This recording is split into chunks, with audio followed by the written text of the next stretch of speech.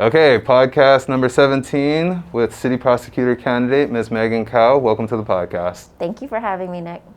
And we are obeying social distancing and mask requirements for this podcast, so that's something new. And there's also a provision in the order that allows for social media interviews and newscasting. So this is considered an essential activity. Very good, right on. So this election, for the most part, the corruption issue from the past administration is clearly number one. So if you're elected, I want the goods. Who are you gonna fire? Who are these people that are like speculated like they're gonna have to leave or get fired, and why are you firing them? So there are 4 people, and I don't want to name them. You know, it's a defamation issue. I don't want to disparage anybody, but they know who they are. They know what they did. You know, one of them is public, Chassid Sapolu. He has received a target letter, a subject letter. And so he really shouldn't be in that office. A subject letter is not something that comes out very often. In fact, I've never known of any other deputy prosecuting attorney in my whole, 16 years at the in criminal law to ever have received a target letter or a subject letter, other than Keith Kaneshiro and Chassid Sapolu. So, corruption is my most important issue because I was thrust into the midst of it. I not on purpose. I was contacted by the federal government. I brought to them evidence, witnesses, backstory, and so I was put in the middle of it. So these 4 people who are still there, they need to leave. And I do hear that might be happening on their own. They might be resigning. So I don't think it's going to be an issue where we need to terminate anybody. Yeah, and that's such a huge blind spot that I don't get how government officials keep repeatedly making that mistake. So Donna Leong, who is head of corporation counsel for the government, basically has been on leave for over a year. And then just recently, she sent in a letter saying that she's retiring. But before that, Mayor Caldwell, who happens to be an attorney, was trying to bring her back and then reassign her to a different position. Can you explain to people the specifics of what it means to get a target letter, a subject letter, and why is it so inappropriate? It's obvious, but why is it so inappropriate for people to miss that you can't bring them right back to their old job?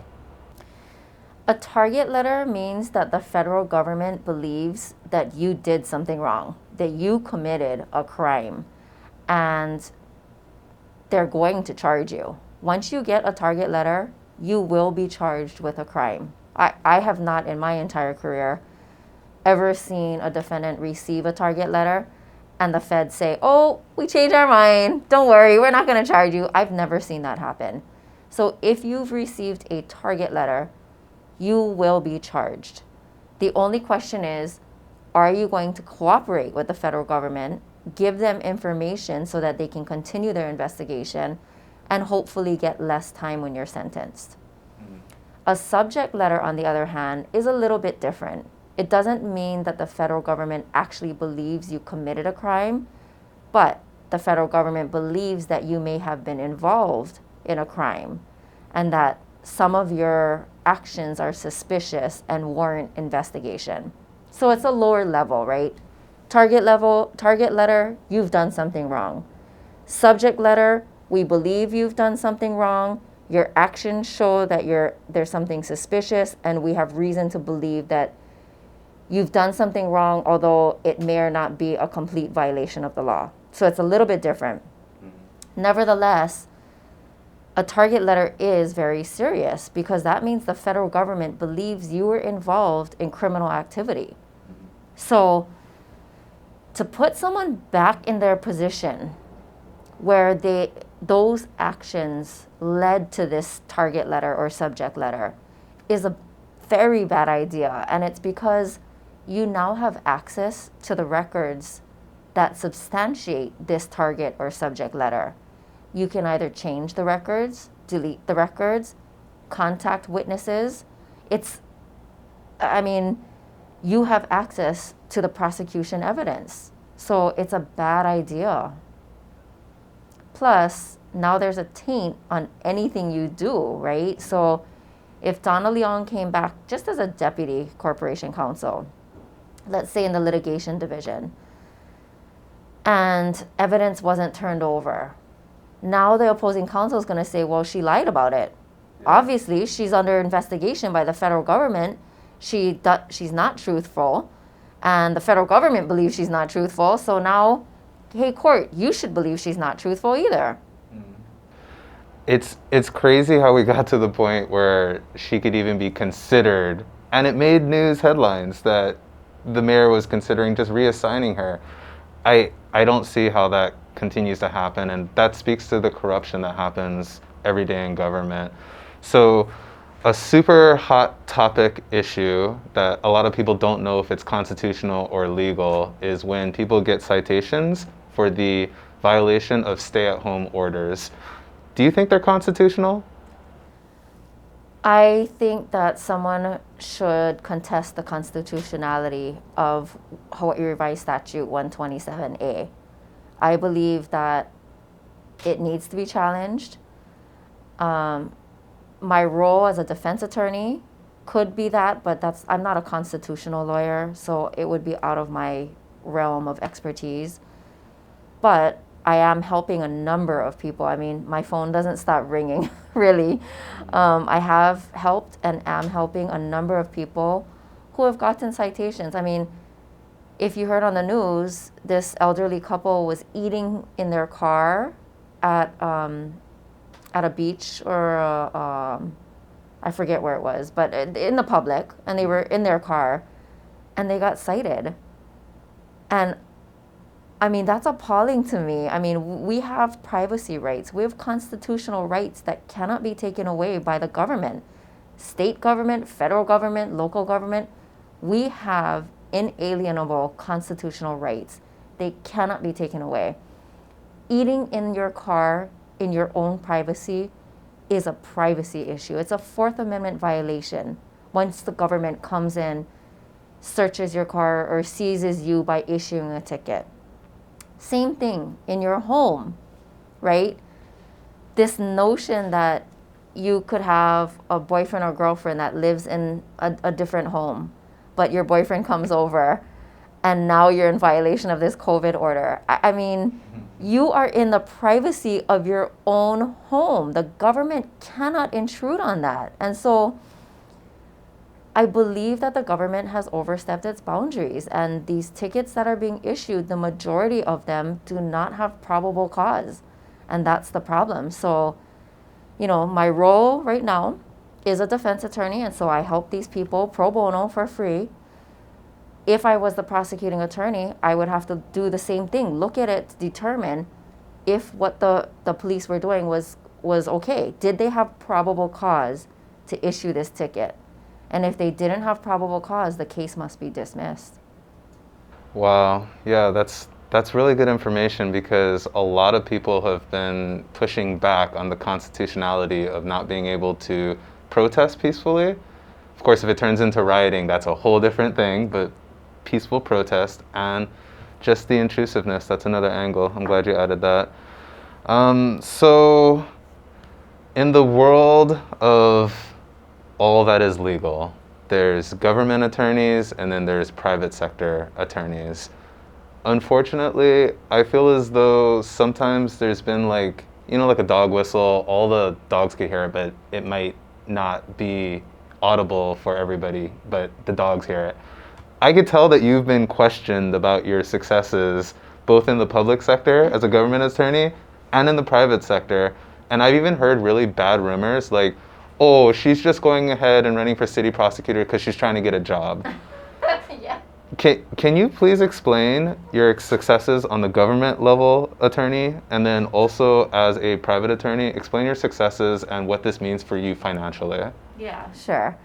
So I have a private practice, and you cannot be a private prosecutor. So people have to understand that in order to be a deputy prosecuting attorney or to be a prosecutor, you have to be employed by the city and county of Honolulu. You cannot open your own practice and be a private prosecutor. It's just not allowed. You can open your practice and be a criminal defense attorney or a civil litigator or a tort attorney. So I can sue Sam's Club for people that fall and break their knee because it's wet and they haven't cleaned it up. I can sue helicopter companies because people have died in their helicopters, and I can sue for the loss of life. And I can take, big companies that are fighting against each other, that are fighting over assets. I can represent one company and fight for my client's position, requesting the assets. So that's what I do. And financially, your question was, it's a huge financial sacrifice. I make about 4 to 5 times as much as I will make as the prosecutor. So it's a huge financial sacrifice for me to run for prosecutor. Thank you for that. And although I'm not sure how much into detail you can get into this, but I feel as though sometimes there's a stigma when it comes to going private, because I think you're bold when you leave the comfort of a government job, which when you get a government job, a lot of times it's almost like a lifetime appointment because it's very difficult to get fired when you're in the public sector. And then if you go into the private sector, you have to earn every client. So what was that transition like for you to sink or swim in the private sector? Yeah, it really is sink or swim. I mean, you have to bust your okole to run a private practice. And I've been doing that for the past 10 years. I've literally built my firm over the past 10 years. And it's scary because you don't know if you're going to make money. You don't know if you're going to be able to cover the mortgage. I mean, it's super scary. And, when I first started out, I was very grateful because a lawyer let me use an office for free for the first 6 months because I had no idea if I was going to be able to make it or not. I didn't know if I was going to be busy or get clientele. So it was hard. Now, because I'm established, I get a lot of cases and I have to turn a lot of cases down. But yeah, working as a deputy prosecutor, you get a paycheck. You can be as great of a deputy prosecutor as you want or not. I mean, and we see that in all professions. It doesn't matter whether it's legal or non-legal. We see that in all professions. But I did work very hard as a prosecutor. I won very big cases. I lost some cases too. So you get paid whether you win or lose. You get paid whether you do your job or not do your job. Mm-hmm. As a private attorney, that's not the case. People talk, this is a very small island. So if you don't provide very good service, you don't get clients. So, but I am very good at communicating with my clients, having my staff communicate with my clients.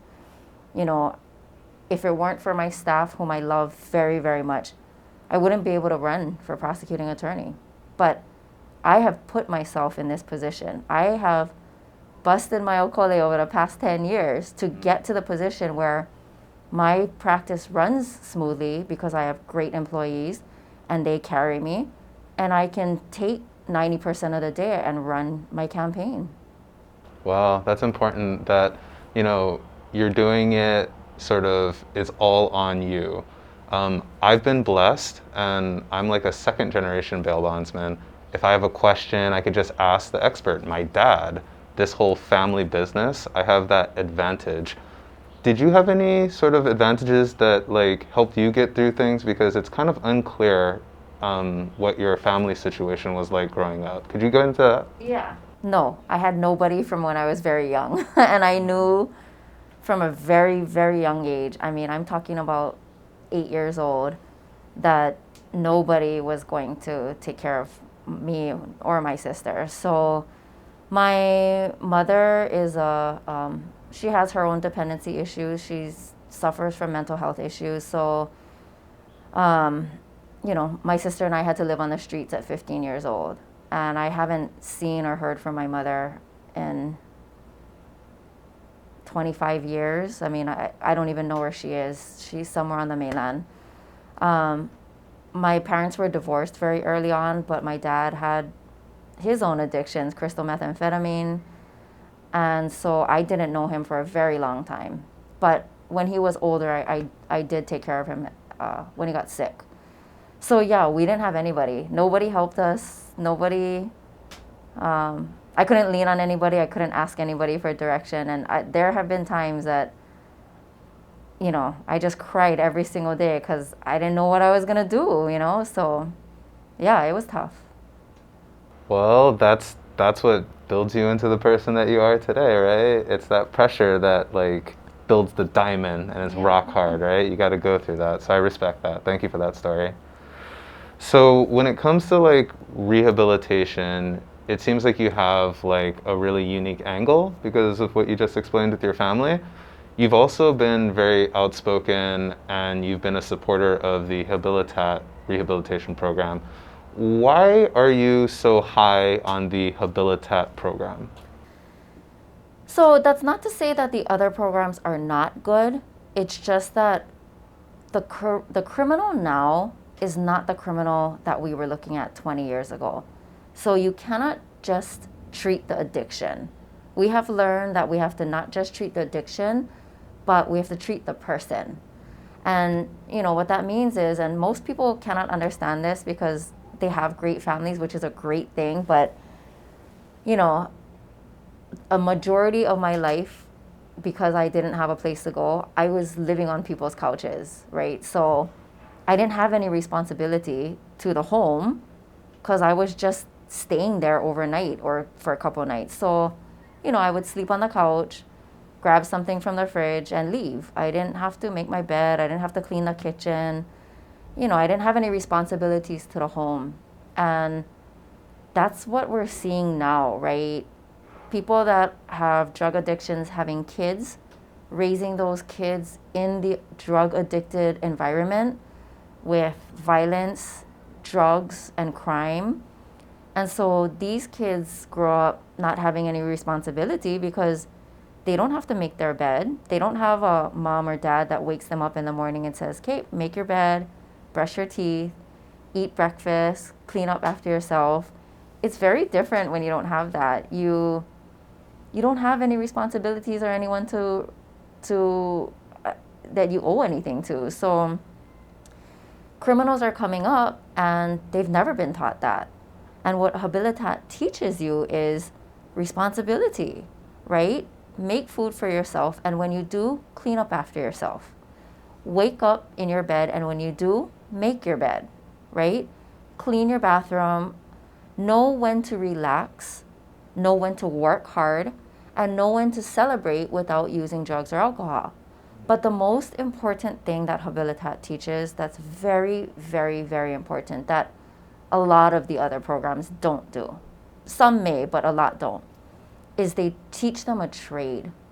They work for Habilitat for several months, and Habilitat gets part of that money, and the person gets part of that money, and they get to save their money to have a nest egg to move forward once they get a condition, once they graduate from Habilitat.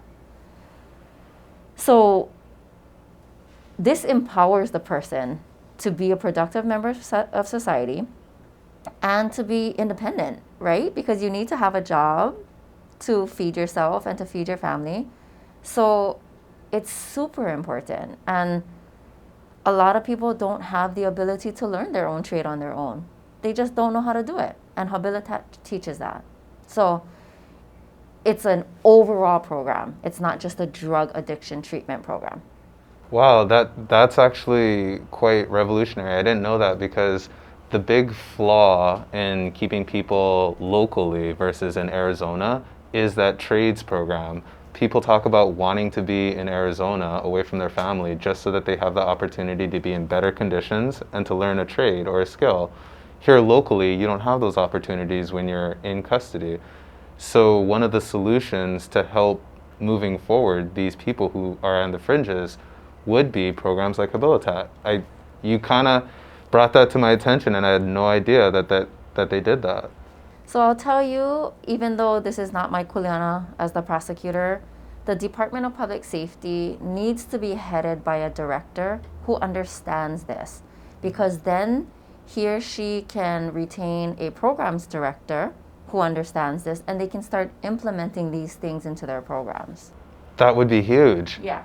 So, pre-trial and post-sentencing, if there was that type of treatment, it would lessen the incarceration rate, because now we see less recidivism, right? Now they can get out early because they have a plan. You can't just get out of prison without a plan, right? You need a place to go, you need a treatment program, and you need to be able to work. So if you've never been able to work before and you have no skills, how are you going to fulfill that third requirement? You can't. Do you think the Department of Public Safety is going to be able to sort of handle the current overcrowding in the jails? Like, what do you think is the future for them? Well, first of all, this has been going on for over 25 years. This is not a new concept that OCCC is overcrowded. So to me, that tells me, I mean, I don't know who's been the director of the Department of Public Safety, and I'm not here to judge what they did or didn't do. That is not my area. I have no expertise in it. My point is, if it's been a problem for 25 years and it hasn't changed, we need change, right? We need something to change, whether it's the director of Department of Public Safety or the programs that they're implementing.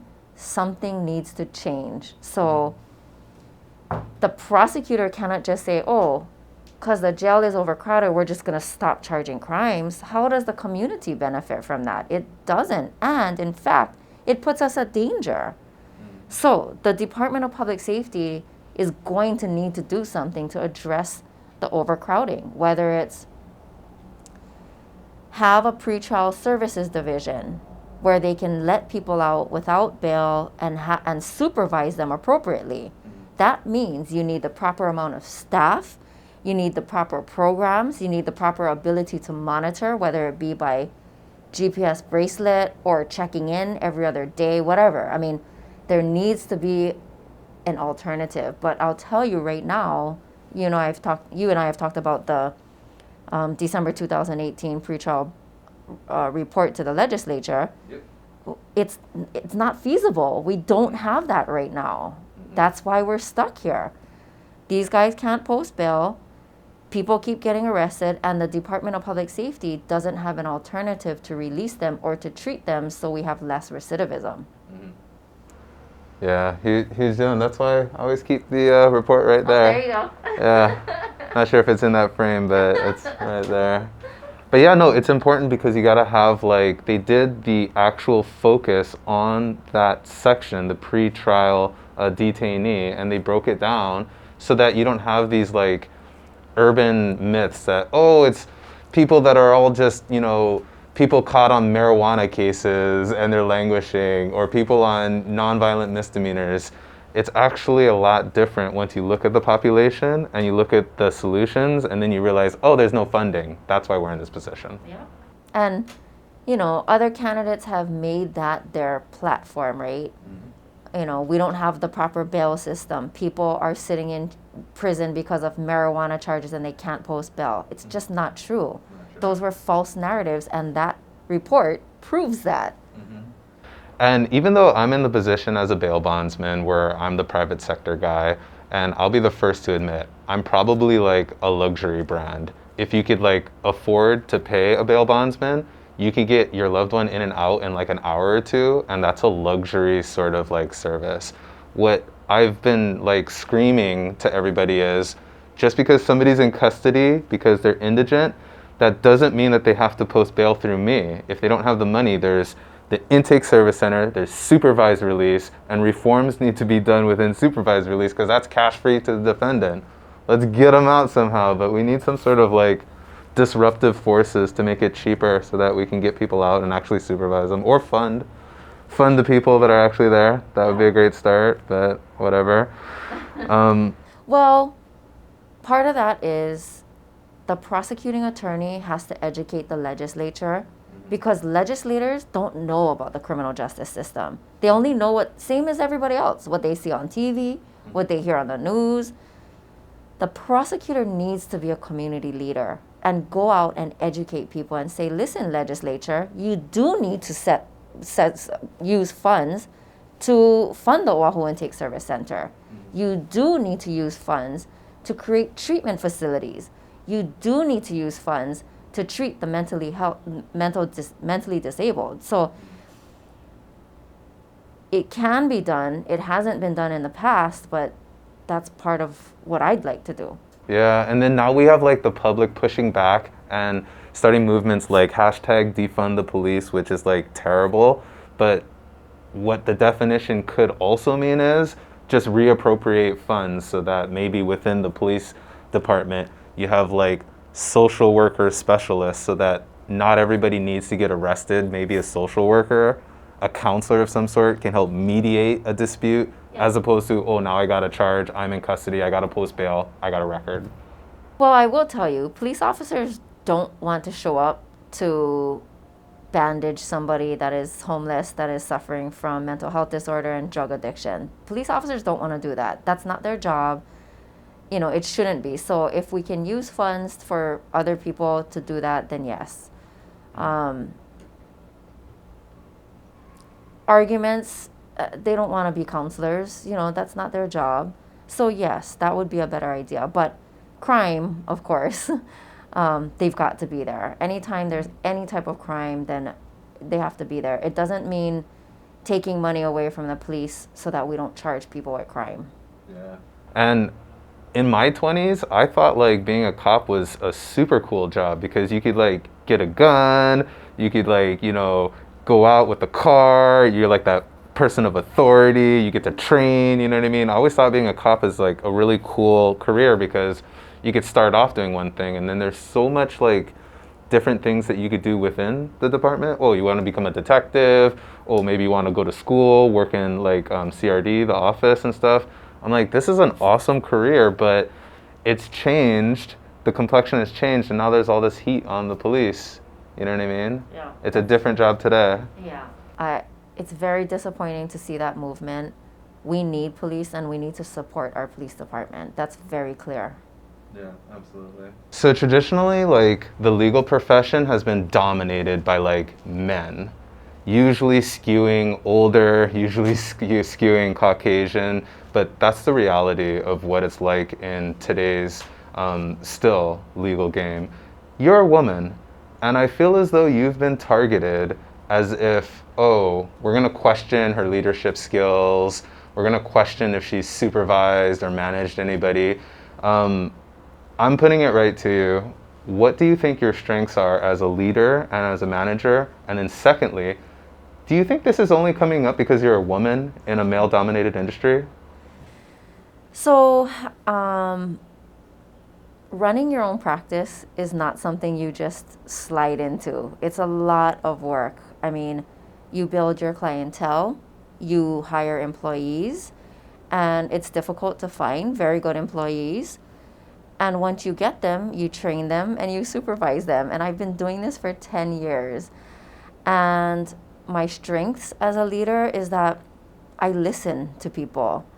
You know, we collaborate, and I mean, I do make end decisions, and the buck does end here, and I'm clear about that. But my staff, I have several employees. I believe that they really love what they do. I mean, they are very supportive of me, and like I said, if it weren't for them, there's no way I would be able to run for prosecutor, and I'm very grateful for them every single day, and I tell them that, you know. So I believe in democracy, right? I believe that everybody has a voice. So I listen, we talk about it, and I take those things into consideration, and I lead from the front, you know. I lead by example. And I'll tell you, that's a big deal in the prosecutor's office. My opponent has said he's not going to do any trials. He's just going to supervise, tell people what to do. They've had that already. Keith Kaneshiro came in 2010. He was very secretive about everything. Everything was done behind closed doors. He didn't introduce himself to everyone. He didn't say, hi, I'm your prosecuting attorney. Please feel free to come to me. It was a very closed door administration. And he led from the top instead of leading from the front, saying, this is what you should do, this is what you should do. And my opponent is going to come in and do the same thing. The problem is these guys are thirsting for real leadership. They want someone that's going to fight in the trenches with them. They want someone to show us this is how we do it. This is what we can be and the greatest that we can be. And they've told me that. So, yeah, I think part of it is, I'm young, I'm female, and generally speaking, the legal profession is in fact dominated by generally older Caucasian people, males. And, I'm not a I am woman, hear me roar, feminist lawyer. I don't do that. But I have been put in very uncomfortable situations because I'm young and female and Asian. And I'm not playing that card, you know what I mean? But I've sat amongst 12 lawyers with 6 clients at a table with all older Caucasian men. And one of them points to me, sitting across from me, and he says, well, you're very pretty, but what are you doing here? Oh. And I said, I'm here representing the Kissels. And he said, well, when you say representing, what does that mean? And I said, I'm the lawyer for the Kissels, and I represent them here.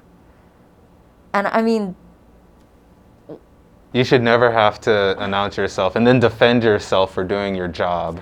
Never. Never. So, and then, I've been put in very uncomfortable positions with partners of law firms, and one in particular, older Caucasian male, who grew up in an era where talking to women in a particular way was okay, but it's not now. But the problem is these guys have done it their whole lives. They've never been reprimanded, that it's never been changed or addressed. And so they don't even know that what they're doing is not allowed, right? I've been yelled at by this male partner for almost 20 minutes. I mean, at the top of his lungs, because I answer emails very businesslike, where I'm the associate, he's the partner, and I say, this is the status of the case. Here's what the client thinks. This is how we need to move forward.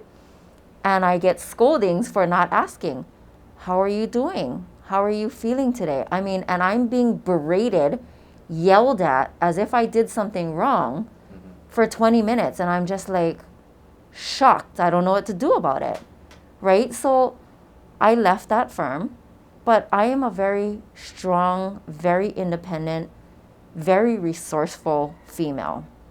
And the reason, part of why I'm running, is I know that there are not a lot of females who have the financial capability to just get up and quit their job. They have mortgages, they have children, they have people relying on them, and so they stay in this type of situation, and it's very much like a domestic violence relationship where they're being berated and treated poorly, and they can't leave because they don't have any options. So when you talk about leadership, part of why I'm running is so that I can show young females that this is what you can do. You might think you cannot leave, but I did it, and I busted my okole, and this is how I did it, and you can too. Wow, powerful. Thank you for that. So, Ms. Cow, part of your platform... Don't call me Ms. Cow. It's so formal. Okay. So Megan. Okay. So Megan, part of your platform is you're going to charge low-level crimes just as you would the mid and the high-level crimes. But for people like me, sometimes we equate that with the broken windows theory, where you charge all the low-level crimes like, loitering or sit-lie laws, or, just as me being, brown with curly hair, I think if you're gonna enforce and charge low-level crimes, what's to stop the police from stopping me, frisking me, finding a dime bag on me, and then I'm arrested, having to post bail, and then I miss my work or I miss picking up my kids next opportunity. So it's really scary to hear low-level crimes being charged, especially when it gets equated with like broken windows law theory. So what exactly do you mean by enforcing low-level crimes? So when I use the term low level, I don't believe that these are low level crimes. This is what the criminal justice world has labeled these low level crimes. And what they're talking about is property crimes, generally speaking. But when I talk about charging all levels of crime, I'm talking about burglary. Someone comes into your home, right? Let's say you're at home sleeping, 2 o'clock in the morning, your security cameras pick this up, and your family, your child, your wife, your husband, whatever it is, you guys are sleeping, right? At 2 o'clock in the morning. Someone comes in, uninvited, unauthorized, illegally there, and leans over you or your loved one and is in arm's length reach of you or your loved one, doesn't hurt you, so there's no physical harm, but steals a laptop or steals an iPad or steals your cell phone, burglarizes your home, and we can prove that beyond a reasonable doubt, and this person leaves, should that person be prosecuted? Absolutely. Okay, that's what I'm talking about. I have taken this position for 2 reasons. Number 1, prison saves lives. And, everyone has their own opinion about prison, but I'm from the streets. I grew up on the streets. I've lived in drug houses. I've lived in places people would be appalled about, My friends were drug addicts, criminals. That's the life you live when you live on the street. You can't avoid it. You don't get to pick and choose who you get to hang out with. I mean, that's your life, right? So now, 40 years later, my friends are recovered, treated, and owners of their own companies. And they've gone to prison and they've gone to treatment. And the reason why we are all successful, or they're successful, is prison saves lives. They went to prison, they had to choose between treatment and prison, and they chose treatment. And now they're all very successful. And I will say, they're the harshest on crime. These are the people that are very law and order, very unforgiving of people that continue to commit crime over and over, very unforgiving about the people that go out and violate their probation every single time. My friends say, throw them in prison. Mm-hmm. That's what they should do. You can't give somebody 20 or 30 chances on hope probation. You got to put them in prison. So that's the first reason why I have taken this very hard stance, hard line. I will not come off of this, okay? The second reason is we have seen an increase in violent crime. And I know my opponent disagrees with me, but I have talked with Stolen Stuff Hawaii, Michael Kitchens. I have looked at the posts. And just because the police are not enforcing, you and I know the police are not enforcing even violent crimes, assault, for example. You and I have a common client that we know was released for assault. Doesn't mean crime is down. All it means is it's not being enforced. It doesn't mean crime is down. We still have victims. So, the problem is do you know what happens when a criminal gets away with a low-level crime like the one I just described and doesn't get charged and doesn't get put forward through the justice system? Run it back, Hanaho. Hanaho. Why not? Hanaho. Right? They keep doing it, right? Because why force stop, right? They don't need to. No one's told them they have to.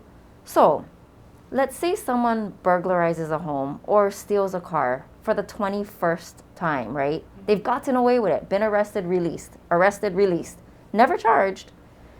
Now they say, the victim tries to stop the person and says, whoa, wait a minute, this is my car, you can't steal my car. You know what that person's gonna do? Use violence, right? They're gonna use their fists, a baseball bat, a golf club, a knife, whatever they possibly can, and now we're looking at homicide, murder, manslaughter, or some type of assault. Because this person has gotten away with it for so long that they're emboldened by the criminal justice system. They're brave, they're brazen, and now they're extremely violent. And this is exactly why we've seen this recent uptick in violent crimes, because the current administration has, for the past 10 years, implemented very poor charging policies. So people call it the broken windows theory. I call it the UCPV theory, unauthorized control of a propelled vehicle. And those are the crimes that I'm talking about. Okay.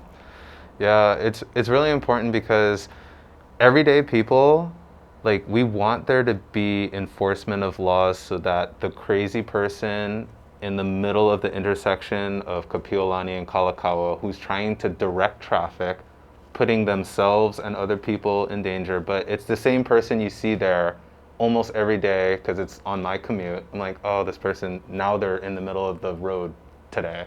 Next time it'll be they're on the sidewalk. The other time they'll be like by the bus stop. Like, there has to be some sort of enforcement so that, you know, you can get to work or that you could walk into your storefront. You can't have situations where somebody won't move and then things escalate and now we have a crime of violence when you were just trying to get into your office. So it's super important that I think somebody goes ahead and makes a charge. But then I don't want to get harassed, you know what I mean?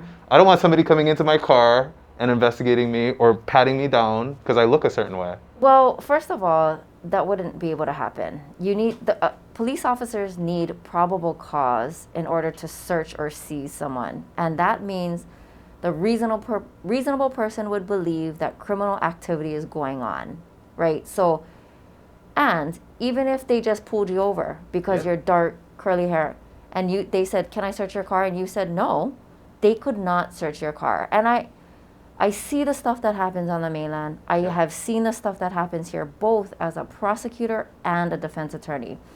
And there are some bad cops. The majority are excellent cops. They follow the rules. And I don't see that happening. I honestly don't see police officers forcing their ways into people's homes or cars. What I do see is they get consent. People don't know their constitutional rights. They think if a police officer says, "Can I look in your car?" they automatically gotta say yes. I'm here to tell you that's not true. Wow. It is your constitutional right to tell a police officer, "No, you cannot look in my car. No, you cannot come into my home." Right? If a police officer is knocking on your door and says, "Let me in, can I come in?" You have the right to say, "No, officer, please leave." And I've had 14 years of experience and never have I seen a police officer say, "Well, I'm coming in anyways and now we're searching your house." And I've represented many criminal defendants, and that is never the story. It is always, "Well, we let them in." Okay, and I'm like, "Well, why'd you let them in?" "Because it's a police officer and I thought I had to." You don't have to. Yeah, that's super important that people know that you could just politely decline. And as long as you're not like a jerk about it, like, don't try to escalate things because it could get really gnarly. Right. But you could politely just say, "I'm sorry, I don't consent to that. Yeah. No, I don't have a statement to make." That's the other thing. People No don't, statement, yeah. no statement. Yeah. People don't understand. Everyone in America, everyone here in Hawaii and all of America, we have the right to remain silent. That is our constitutionally protected right. So when a police officer says, "Well, tell me what happened," you can say, "Sorry, sir. Sorry, ma'am. I don't want to tell you." And they will write, "Okay, did not give a statement," and they'll move on. They will not beat you until you give a statement. I've never seen that happen, and I don't believe it happens here. Yeah, so that's important that people listening and viewing this podcast know that you can decline. And as long as you politely, like, you do it in a polite way, that could help de-escalate things. But moving forward, if you're elected as city prosecutor, what are your views on like electronic filing, video conferencing? all of like the embracing of technology within, the judiciary, what's your stance on all things digital? I am a tech person. My office is 100% paperless. Nice. Everything is paperless. We keep everything on a cloud. I meet with my employees maybe once every 4-5 months. I talk to them on the phone, we email, but they do their own thing. I do my own thing. I trust what they do, and they do very good work.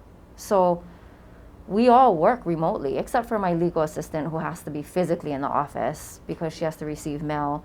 But the judiciary has moved to paperless. The majority of cases filed are electronically, and so we don't have paper, we don't have messengers, everything is electronic. So I am all for moving forward completely paperless. I will say it's an issue with trials, though. For example, the defendant has a constitutional right to confront any witnesses against him or her. That cannot be taken away. And a video does not replace live testimony. So I see that as kind of being an issue. I'm not sure if our Hawaii Supreme Court will allow that. We have yet to see. But what about like other hearings, like status conference, calendar call? Do you think the future, and would you like embrace teleconference or video conference for those types of hearings? Not, of course, a trial. That's a serious thing. Yeah, of course. Absolutely. And what this pandemic has shown us is it's possible. It's possible. We're doing it. I did a preliminary hearing in the federal court on telephone. And I'll tell you why this is so significant. Because, first of all, there's hardly any preliminary hearings in federal court. Most defense counsel just waive it or give up the right to have it, and they just agree that their client can sit in jail. Well, I had a client who said, no, I didn't do it. I'm innocent. And he wanted to fight it. So we had to have a preliminary hearing on the phone. No screen. I couldn't see the police officer I was cross-examining. I'd never met him. I couldn't confirm he was who he was. I mean, we had to go on everyone's word, but I had to cross-examine him on the phone. You know how difficult that is? It's insane. But we got the case dismissed. I won a preliminary hearing in the federal court on the telephone. Wow. So my point is it can be done. This pandemic has shown us that, and we have to move forward using technology. It is very important. We become more efficient and productive deputy prosecutors or the prosecuting attorney. Yeah, no, and I've always felt like when we have people who are languishing and they're in custody, if there is a way to fast track cases so that we could just resolve them, somebody wouldn't be sitting pre-trial for weeks or months on end. If we could just somehow use technology to speed up the process and get that person into a program, or if they got to go jail, like you said in the past, they got to go jail, right? Yeah. Very good. So in closing, do you have any last statements? I cede the floor to you, Megan.